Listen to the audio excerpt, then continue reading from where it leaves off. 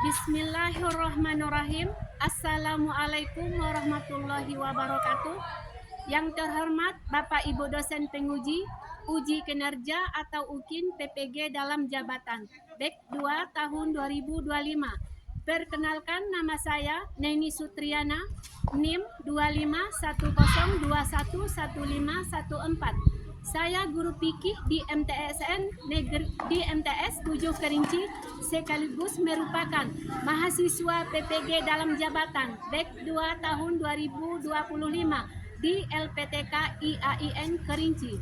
Pada hari ini, Jumat tanggal 10 Oktober 2025, saya akan melaksanakan uji kinerja praktek pembelajaran pada siswa kelas 7 MTSN 7 Kerinci, Kecamatan Keliling Danau, Kabupaten Kerinci, Provinsi Jambi, dengan materi taharah. Berikut videonya. Assalamualaikum warahmatullahi wabarakatuh.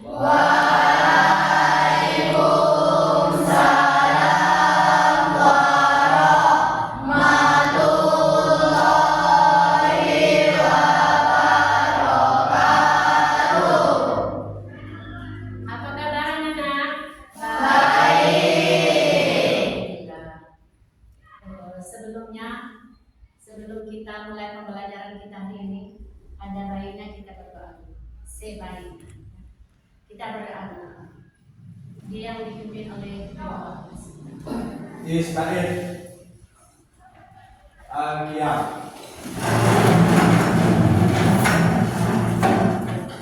Taslimus salam.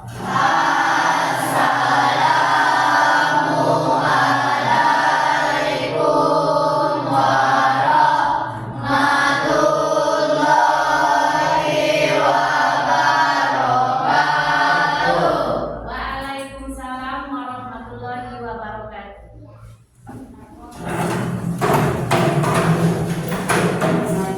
Al-Doa.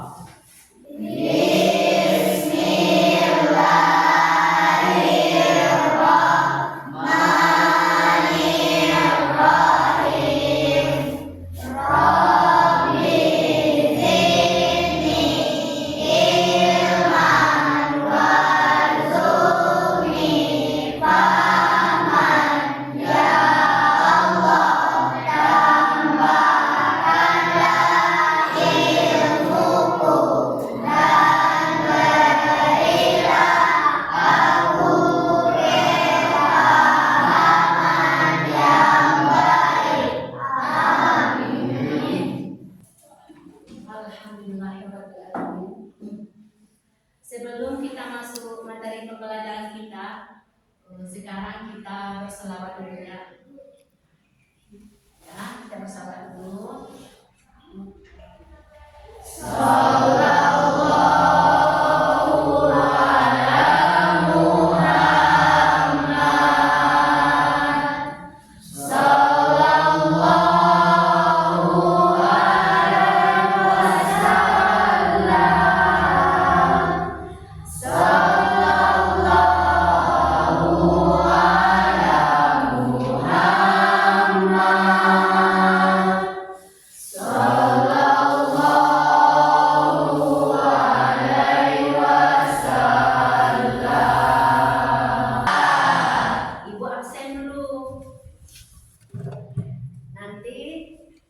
Siapa yang tidak hadir hari ini, pagi ini? Siapa ketua? Muhammad Khalid Usman. Ada keterangan? Izin. Ya, mungkin dia punya kegiatan lain ya, yang sangat penting. Oke, sekarang kita masuk buka bukunya. Kita mulai masuk pada pembelajaran kita. Buka bukunya masing-masing. Yaitu materi kita hari ini adalah taharah. Jadi Ibu menjelaskan dulu ya. Dengarkan baik-baik. Dengarkan secara cermat. Nanti Ibu kasih pertanyaan. Jangan sampai ada yang nggak tahu nanti, ya. Yang nggak bisa. Oh, saya nggak bisa. Karena Ibu sini sudah menjelaskan, ya. Kalau nanti kamu menjawab tidak bisa, berarti kamu tuh kurang memperhatikan. Perhatikan baik-baik ya.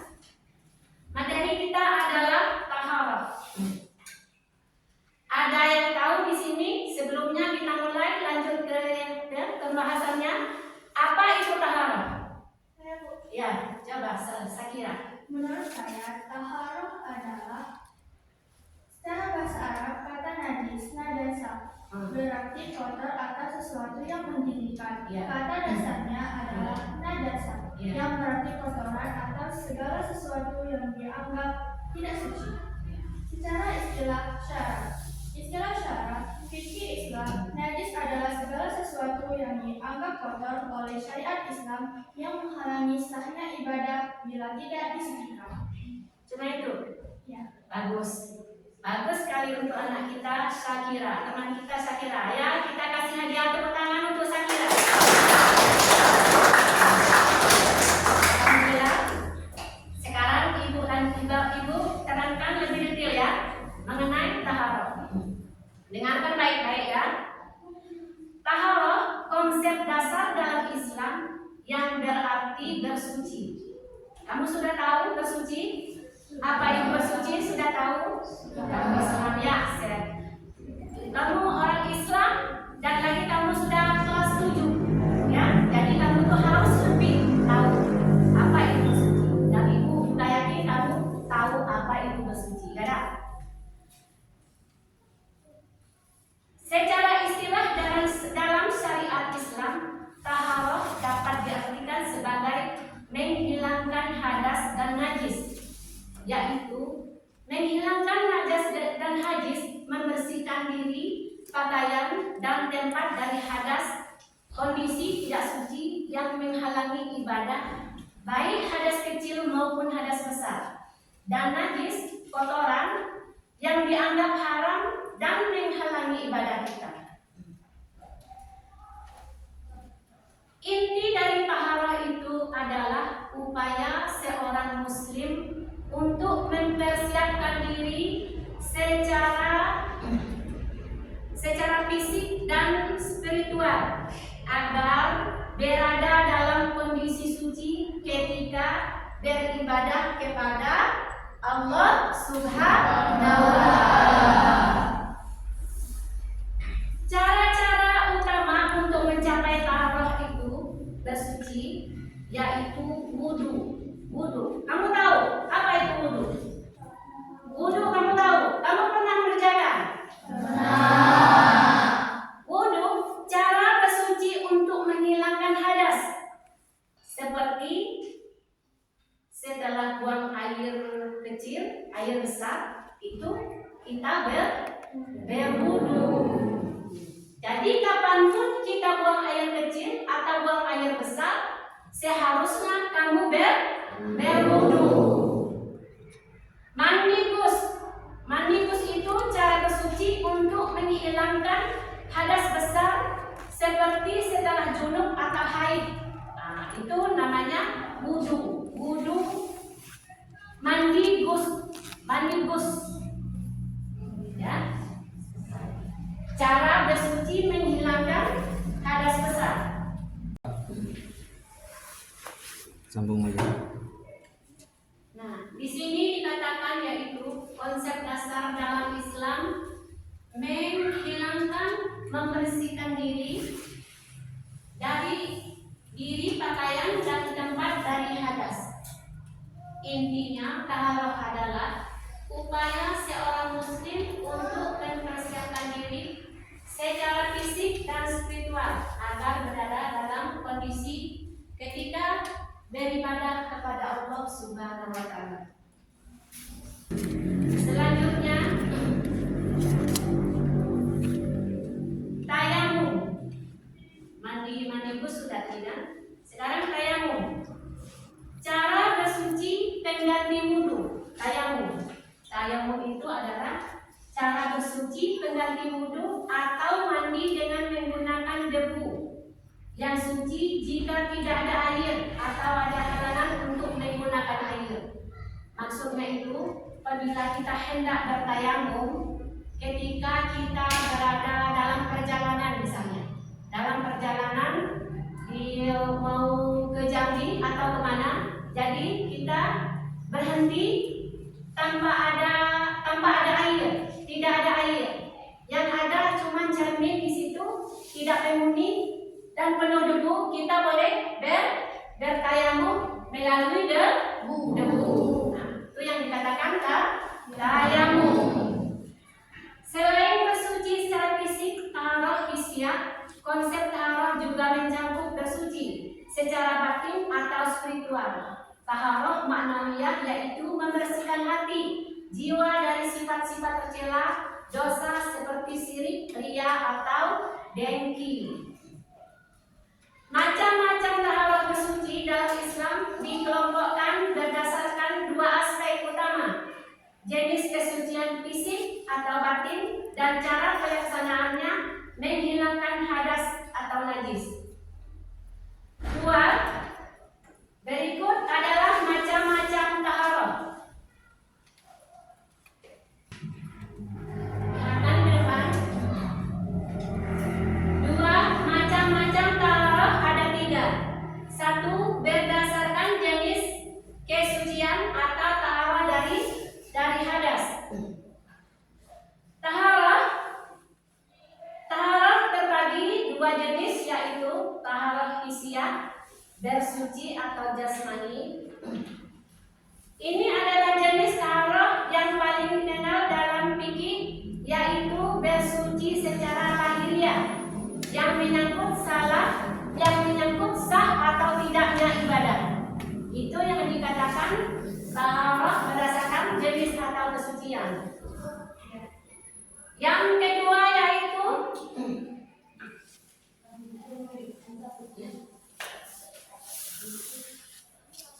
masih di yang nomor 1, berdasarkan jenis kesucian.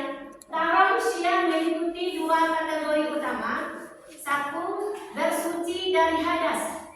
Hadas kecil dihilangkan dengan wudu, membasuh anggota tubuh tertentu dengan air atau tayamum menggunakan debu. Suci sebagai pengganti air. Yang kedua yaitu hadas besar, dihilangkan dengan mandi wajib atau ghusl, meratakan air ke seluruh tubuh atau tayamum. Sedangkan yang nomor 2 adalah taharah dari najis atau bersuci dari najis, yaitu menghilangkan atau membersihkan kotoran bersifat materi seperti darah, kotoran manusia atau hewan dari badan, pakaian, dan tempat ibadah. Cara membersihkannya sesuai dengan jenis najisnya: ringan, mukafafah, sedang, mutawasitah, atau berat, mughalazah. Yang nomor 3 adalah taharah ma'nawi atau bersuci batin secara spiritual. Ini adalah jenis taharah yang berkaitan dengan penyucian hati. Ya, sangkut pautnya dengan hati, jiwa, dan rohani. Taharah ini sering dianggap lebih penting daripada taharah fisik, karena kebersihan hati menjadi landasan diterimanya amalan kita.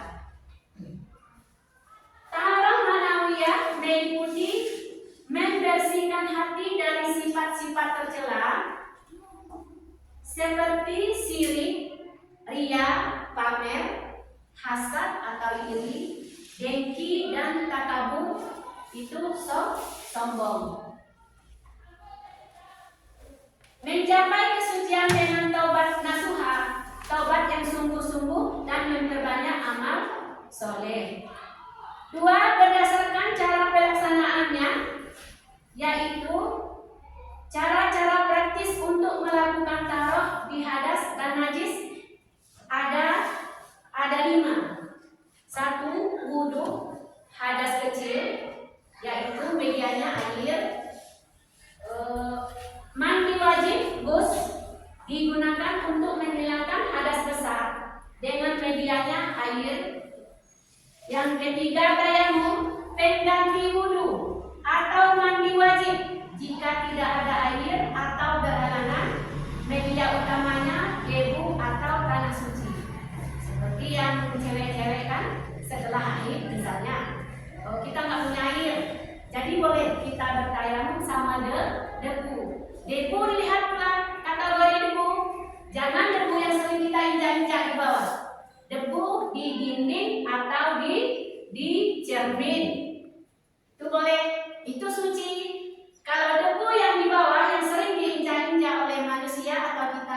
semua itu tidak dikategorikan suci ya. Yang suci itu yang di dinding, di cermin boleh, atau di padang pasir misalnya. Yang tidak ada orang pada pasir boleh, sama pasir yang berdebu. Yang keempat, istinja, kotoran atau najis setelah buang air kecil atau air besar. Air media utamanya air atau benda padat suci seperti batu atau tisu. Nah, itu istinja. Yang kelima yaitu menghilangkan najis. Digunakan untuk menghilangkan najis yang nempel pada badan, pakaian atau tempat. Media utamanya yaitu air sesuai tata cara pembersihan najis. Yang najis menempel pada badan, pakaian atau tempat. Yang dimaksud tempat itu yaitu seperti tempat kita sholat.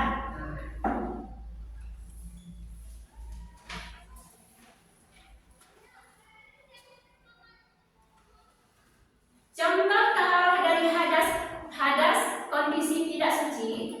Hadas adalah kondisi tidak suci yang menyebabkan seseorang terhalang untuk melakukan ibadah tertentu. Jadi hadas adalah kondisi tidak suci yang menyebabkan seorang terhalang untuk melakukan ibadah tertentu. Jenis hadas yaitu hadas kecil. Contoh situasinya seperti setelah kita buang air kecil, buang air besar, buang angin, atau tidur nyenyak. Jadi itu termasuk contoh hadas kecil. Cara taharah tersucinya yaitu dengan wudu, membasuh anggota wudu dengan air. Tidak ada air misalnya saat di pesawat atau dalam perjalanan gurun pada pasir maksudnya. Nah, itu cara bersucinya yaitu bertayamum, mengusap wajah seperti biasa, mengusap wajah, tangan dengan debu atau tanah suci sebagai pengganti air. Itu termasuk tadi hadas kecil. Sedangkan hadas besar, contohnya setelah berhubungan suami istri, nah, junub, selesai masa haid atau nifas, ya. Apa di sini yang cewek-cewek ada yang belum haid kan? Ada yang belum haid? Tidak, semuanya sudah haid ya. Jadi tentunya kamu sudah tahu itu bacaan mandi wajibnya, sudah tahu. Nah, itu wajib, harus dibaca mandi wajib. Mandi wajib gus meratakan air ke seluruh tubuh. Juga kalau seandainya kamu mau mandi wajib gus, tidak ada air, di dalam keadaan terdesak juga boleh kamu bertayamum, tapi itu termasuk hadas besar. Contoh spesifik, seorang muslim wajib berwudu sebelum melaksanakan sholat lima waktu. Ketika bangun tidur untuk sholat subuh, ia harus berwudu karena tidur membatalkan wudu, menimbulkan hadas kecil. Contoh kedua, taharah dari najis kotoran. Najis adalah kotoran yang bersifat materi yang wajib dihilangkan karena menghalangi sahnya ibadah. Jadi najis ada 3. 1. Najis mutawasitah, sedang. Yang kedua najis mughalazah, yaitu najis berat. Yang ketiga pembersihan diri atau istinja. Najis mutawasitah sedang, contohnya situasi pakaian terkena air, kencing, darah atau muntahan. Cara taharah bersuci, mencuci bagian yang terkena najis dengan air hangat dengan air hingga zat, warna, rasa, dan bau najis hilang. Yang kedua, najis mughalazah. Contoh situasi anggota badan atau bejana terkena air liur anjing. Nah, cara taharahnya, bersucinya, yaitu mencuci bagian yang terkena najis sebanyak 7 kali. Salah satunya dengan debu, tanah yang dicampur air. Nah, jadi yang najis mughalazah berat itu terkena air liur anjing. Misalnya barang kita di rumah, bejana kita dijilat anjing, jadi kita harus mensucikannya dengan menggosokkan debu atau tanah dicampur air sebanyak 7 kali. Yang ketiga yaitu pembersihan diri, istinja. Setelah buang air kecil atau besar, membersihkan kemaluan dengan air atau benda padat suci seperti tisu, batu, hingga bersih. Boleh kita kalau nggak ada air, ya. Kalau tidak ada air, kita boleh pakai tisu, batu, boleh, ya, karena dalam keadaan terdesak. Pembersihan diri itu adalah istinja. Contoh dalam kehidupan kita sehari-hari yaitu seperti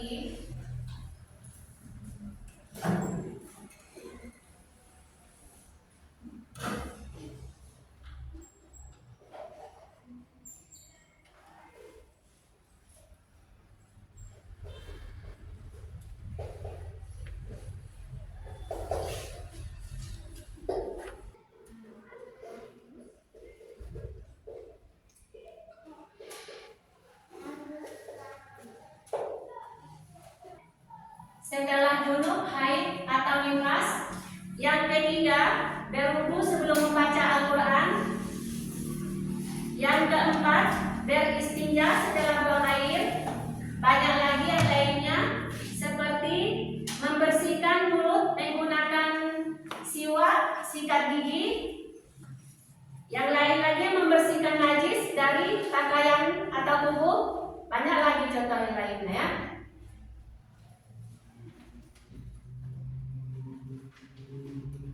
Nomor 3, contoh taharah maknawiyah, bersuci batin.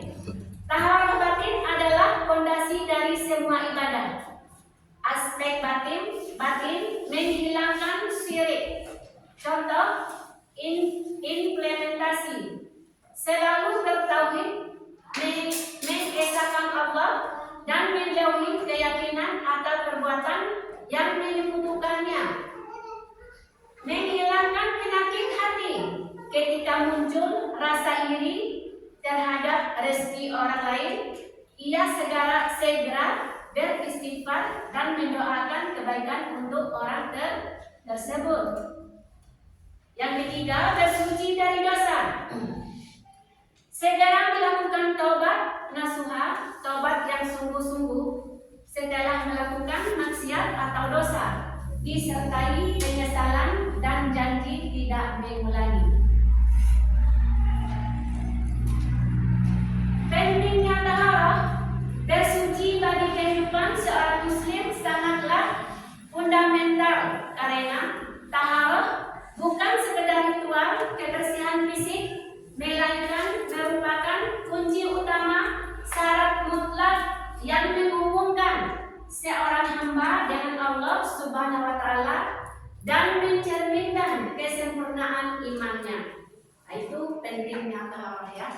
Pentingnya taharah itu sebesar itu penting taharah untuk penghubung kita antara kita sama Allah Subhanahu wa Ta'ala. Yang keempat,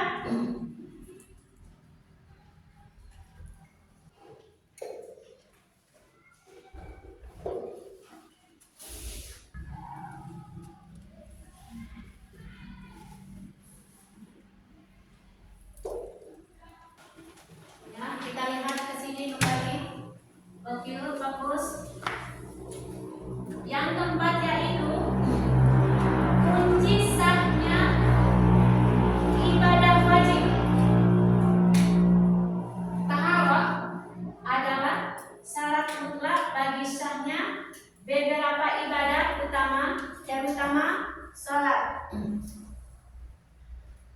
Tanpa taharah ibadah tertolak.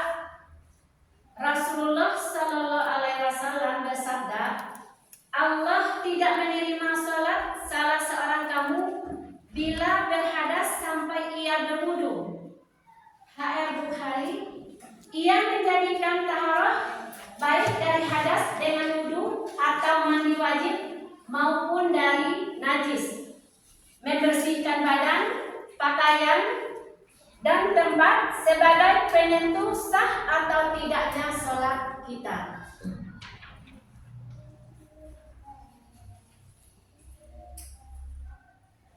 Persiapan menghadap Allah atau taharah adalah bentuk pengagungan kepada Allah Subhanahu wa Ta'ala, di mana seseorang hamba mempersiapkan diri secara fisik dan spiritual dalam kondisi terbaik sebelum berkomunikasi dengan Allah, ya, dengan Yang Maha Esa. 2. Bagian dari keimanan dan kecintaan Allah. Taharah memiliki kedudukan tinggi dalam Islam karena dikaitkan langsung dengan keimanan seorang muslim. Setelah dari iman Rasulullah SAW bersabda, kesucian itu adalah setengah dari iman. At-Tur Syahdul Liman. Hadis ini menunjukkan bahwa menjaga kebersihan dan kesucian taharah adalah bagian integral dari akidah dan karakter seorang muslim. Meraih kecintaan Allah.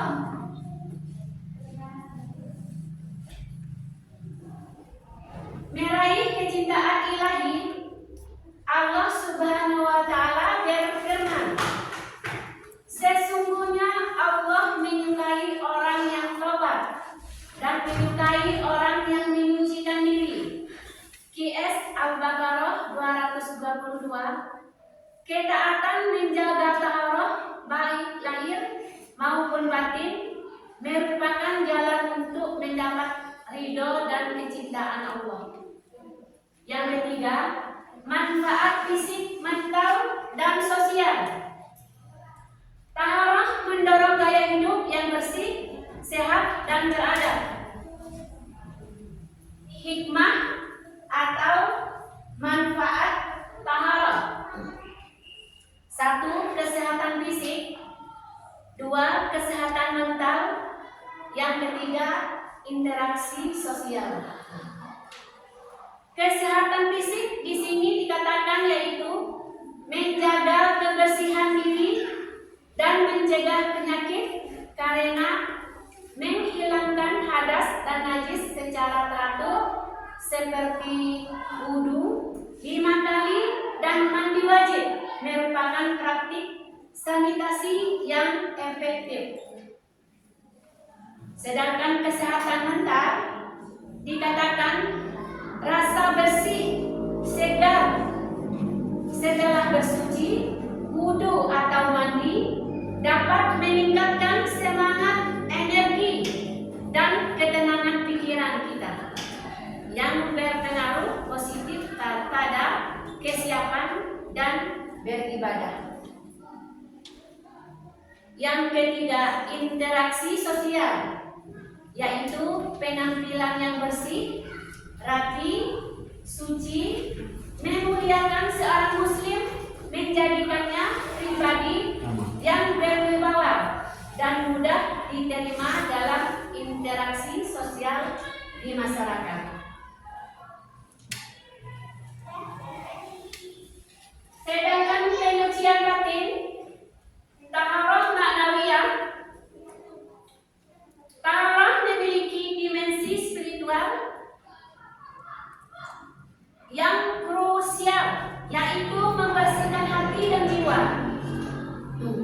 Pentingnya mendahului ulama mengajarkan bahwa taharah ma'nawiyah suci dari syirik, riya, dengki, dan dosa yang didahulukan sebelum taharah Kisiat, suci dari hadas dan najis, sebab ibadah fisik tidak akan diterima jika hati masih kotor dengan kesidikan atau penyakit hati. Tujuan akhir dari bersuci adalah menjaga kesucian akidah, menjauhi maksiat melalui taubat. Singkat, taaruf adalah fondasi integral bagi muslim yang menyempurnakan hubungan vertikal ibadah dengan Allah Subhanahu wa taala sekaligus meningkatkan kualitas hidup horizontal, kesehatan dan akhlak di dunia.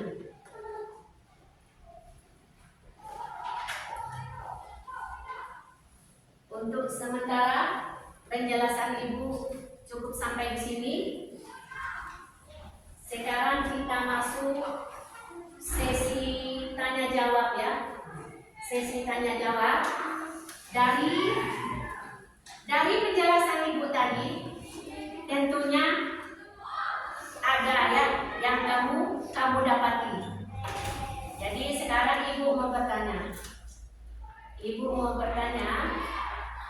Siapa yang bisa menyebutkan cara-cara praktis untuk melakukan taharah? Siapa bisa? Angkat tangan. Ayo. Ya, coba. 1. Wudhu. 2. Mandi wajib terus. 3. Tayamum. 4. Istinja. 5. Menghilangkan najis. Bagus. Tepuk tangan untuk kawan kita. Akhir. Berarti ada ya. Ada melihat itu kan penjelasan dari. Untuk selanjutnya kita coba yang lain, yaitu wudhu. Wudhu digunakan untuk menghilangkan, siapa bisa? Ya, Salika. Wudhu untuk menghilangkan hadas kecil. Bagus. Mandi wajib digunakan untuk ya. Mandi wajib digunakan untuk menghilangkan hadas besar. Ya, bagus. Tepuk tangan untuk kawan kita Zalika.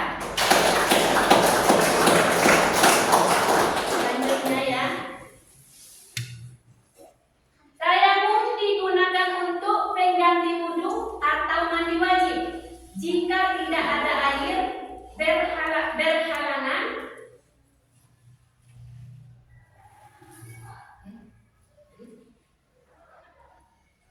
sekarang, ibu lagi soalnya ya. Tayamum digunakan untuk siapa yang bisa? Ya, Untuk mandi wudhu atau mandi wajib jika tidak ada air berhalangan.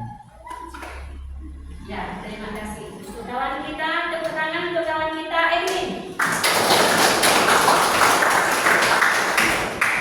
Lanjut lagi ya, pertanyaannya. Dengarkan bagus-bagus. Istinja digunakan untuk menghilangkan siapa bisa? Ya, Naima. Menghilangkan kotoran atau najis setelah buang air kecil atau air besar. Bagus, tepuk tangan untuk kawan kita Naima. Sekarang pertanyaan yang terakhir. Menghilangkan najis digunakan untuk siapa yang bisa? Ya, Fitri. Najis yang nempel pada badan, pakaian, dan tempat. Bagus, tepuk tangan untuk teman kita Fitri. Alhamdulillah, Rabbil Alamin. Mungkin untuk materi kita taruh, kita cukupkan sampai di sini dulu. Lebih dan kurang, Ibu mohon maaf. Sebelum kita mengakhirinya, mari kita sama-sama berdoa dengan diiringi oleh ketua kelas. Ista'id. Al-Qiyam.